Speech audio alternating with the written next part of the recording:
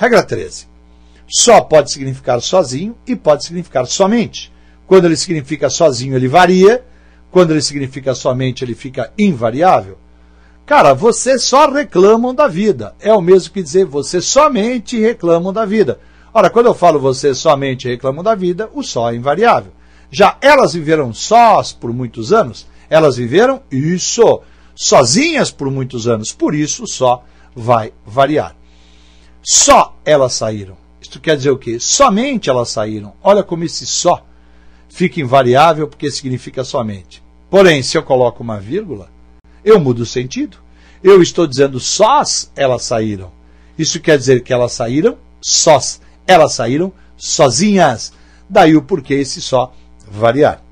E a expressão a sós? A expressão a sós é sempre invariável.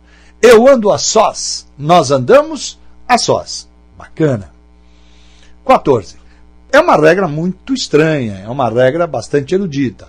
A palavra possível sempre concordará com o artigo que vem ligado a ela. Então, quer um conselho? Dá uma olhadinha se o possível está ligado ao artigo e nem lê a frase. Porque às vezes você lê a frase e vai achar tão estranha que vai considerar errado. Repare. Era a praia mais bela possível. Olha como o possível concorda com o a. Eram as praias mais belas possíveis. Olha como o possíveis concorda com o as. Até aí foi tudo bem, não foi? Olha só o que vem pela frente. Eram mulheres ou mais belas. Você vai dizer possível. Nossa, que estranho, professor. É que o possível tem que concordar com o artigo. Eram mulheres ou mais belas possíveis. Na realidade, essa frase está invertida. Você está dizendo eram mulheres belas ou mais possível. Por isso que o possível concorda com o. Já eram mulheres o mais possível belas. Olha como fica muito mais fácil de engolir esse possível concordando com o. O importante é isso. Está concordando o possível com o, a, os e as, a frase está correta. Como é que você usa a expressão a olhos vistos? Você pode usar de duas maneiras. Ou mantê-la invariável. Esta menina cresce a olhos vistos. Este rapaz cresce a olhos vistos. Estas meninas crescem a olhos vistos. Estes rapazes crescem a olhos vistos. Isto é, manter a expressão a olhos vistos invariável. Ou, e aí entra uma parte mais erudita, mais arcaica, fazer com que a palavra vista, não olhos, olhos permanece igual, a olhos, o vista, concorde com o elemento a quem ele se refere. Então eu direi, esta menina cresce a olhos vista. Eu digo, estas meninas crescem a olhos vistos, olha aí, mantive o invariável, ou estas meninas crescem a olhos vistas, concordando lá com meninas. Estranho, mas correto. A palavra mor é variável. O capitão Mor entregou as medalhas aos sargentos mores. Olha o plural de sargento mor, sargento maior, vai fazer plural numa boa. As palavras grão e grã são invariáveis. Grão-duque escolheria sua esposa entre as grã-duquesas e não grãs-duquesas. Não coloque grão no plural e grã no plural quando ele fizer parte de um substantivo composto. Mantenha grão e grã invariáveis. Varie só no caso o segundo elemento. Diga os grão-duques, as grã-duquesas. Legal? Regra 18, essa você vê direto em placas por aí. Que tal pegar um spray e sair corrigindo? É proibido, é permitido, é bom, é ótimo, é necessário? Ficarão invariáveis se o substantivo a que ele se refere estiver sem artigo ou pronome demonstrativo. Se houver artigo ou pronome demonstrativo, aí a concordância existe. Eu digo, água é bom para a saúde. Por que água é bom para a saúde? Porque a água está sem artigo. Já a água é boa. Esta água é boa. Maçã é ótimo para vós. Por que maçã é ótimo? Porque não tem artigo com maçã. Já a maçã é ótima para vós. Esta maçã é ótima. Quando eu digo a entrada, você vai dizer a entrada é proibida. Porém, eu digo entrada é proibido. Eu digo entrar é proibido. Por que entrar? Cadê artigo? Depois entrar é verbo, permanece invariável. Entrar é proibido. E eu digo entrada proibida. Ué, professor, mas aí não tem artigo e variou. É porque também não tem o verbo. Ah, claro. Entrada proibida, entrada permitida. Isso aí está funcionando só como adjetivo. Agora, se você botar um é, você vai ter que dizer entrada é proibido. Cai na segunda frase que você está vendo na sua tela. Tá claro? Muito fácil usar essa regra e uma regra que cai muito. nome de cidade, nome de rio e nome de vinho, o adjetivo concorda com a palavra cidade, com a palavra rio, com a palavra vinho, que está oculta na expressão. Quando eu falo a maravilhosa Florianópolis, eu ocultei, é claro, a palavra cidade. Quando eu digo delicioso lágrima de Cristo, eu ocultei a palavra vinho. Não esqueçam isso. Como é que eu uso são e santo?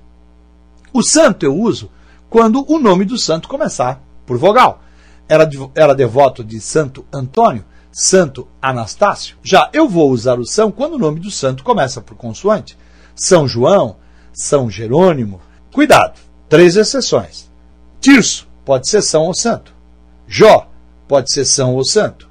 E Tomás ou santo. São Tomás de Aquino ou Santo Tomás de Aquino. As duas formas estão corretas. Palavra nenhum, ela pode ir para plural, sim senhor. Lembre-se na aula de pronome que eu falei que um dia eu ia dizer sobre isso. Nenhum homem é imortal. Repare como nenhum concorda com o homem. Já homens nenhuns ficaram feridos. Que coisa estranha. Não é para usar, meu amigo, mas é para saber que existe. Para não sair dizendo que está errado. Uma questão que apresentou isso aí, não esqueça, o nenhum concorda com a palavra que se refere. Nenhum homem, porém homens, nenhuns. Fique atento. A palavra longe tem plural. Eu sei que você está pensando, meu Deus, da onde esse homem tirou tanta coisa? Não, isso aí as gramáticas apresentam. Outra coisa, os concursos estão pedindo. Eles querem saber se você domina um padrão culto de linguagem. Então, bote na sua cabecinha que a palavra longe, quando for advérbio, é invariável. Eu moro longe daqui, elas moram longe daqui. Não varia. Agora, longe, quando significa distante, longínquo, aí ele passa a ser uma palavra variável.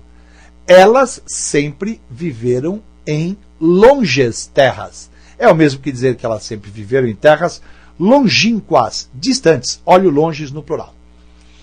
Quando você tem a expressão um e outro, nenhum nem outro, uma e outra, ou nenhuma nem outra, toma cuidado. O substantivo que vem depois sempre fica no singular. Já o adjetivo vai para o plural. Olhe bem para isso, porque as frases ficam muito estranhas, mas estão corretas. Eu conheci um e outro menino, educados. Que coisa estranha, professor. Por que isso? Porque na realidade eu estou dizendo que eu conheci um menino e outro menino. E ambos eram, isso, educados. Como é que você fala de baixo? Eu conheci uma e outra, isso, menina. E aí? Isso, bonitas. Conheci uma e outra menina, bonitas. O menino é substantivo no singular, o bonitas adjetivo no plural. Quando você tem um pronome de tratamento, já mostramos isso na regra dos pronomes. Só que nós vamos mostrar um dado a mais. Você pode fazer uma silepse de gênero. Meu Deus, o que é isso? É um erro de concordância para você poder passar uma ideia mais correta para a pessoa que está lendo o seu texto. Vossa Majestade anda nervosa. A palavra majestade é uma palavra feminina. Então, teoricamente, o nervosa está correto concordando com ela. Na primeira frase, nada a discutir, porque essa majestade está se referindo à rainha. Agora, se eu vou me referir ao rei, eu não vou dizer Vossa Majestade anda nervosa, meu rei, que ele pode se ofender com isso. Eu faço então o erro de concordância, mas concordo com o gênero que eu sei que a palavra rei tem. Então eu digo Vossa Majestade anda nervoso, meu rei, porque eu sei agora que essa majestade é um homem. Quando você tem um predicativo de sujeito, e ele vem depois do sujeito composto, ele permanecerá o tempo todo no plural, concordando com os dois elementos que fazem parte do sujeito composto. Então eu digo, o aluno e a aluna estavam nervosos.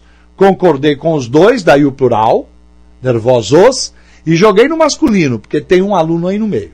Agora, se eu mudar a posição e colocar o predicativo do sujeito antes do sujeito composto, aí você pode fazer aquela jogada de concordar com o mais próximo com os dois. Cuidado, o verbo vai acompanhar essa concordância. Eu vou dizer, estavam nervosos o aluno e a aluna. Olha como eu concordei com os dois, tanto com o aluno quanto com a aluna. Mantive nervosos do masculino, porque aluno é um menino. Já estava nervoso o aluno e a aluna. Olha como o verbo e o adjetivo nervoso estão concordando apenas com o aluno. Como é que você diria de baixo? A filha e o pai ficaram, o adjetivo não está depois? Aflitos, concordando com os dois. Já, inverti, ficaram aflitos, a filha e o pai. Note, continuo no plural, concordando com os dois. Agora observe, eu coloquei ficou. Se eu coloquei ficou, o aflito vai concordar só com o mais próximo. E quem é o mais próximo? A filha. Se a filha é a mais próxima, ela fica aflita. Cuidado, gente. Será que quando eu falo ficou aflita, a filha e o pai, significa dizer que o pai não está aflito? Bobagem. O pai está aflito também. Porque esse e só liga termos semelhantes. Se a filha está aflita, o pai também está. Quer ver um exemplo? Se eu chegasse e dissesse, chegou nervosa a filha e o pai, significa dizer que o pai ainda não chegou? Ora, se quando eu digo chegou a filha e o pai, os dois chegaram, chegou nervosa a filha e o pai, os dois chegaram e os dois estão nervosos. Tá bom? Muito fácil, né? Faça agora seus exercícios, dê uma outra olhada muito boa nessas regras, capriche nos exercícios e, principalmente, tente mudar uma ou outra coisinha que ainda você anda falando errado. Quem fala certinho também escreve certo. Um abraço.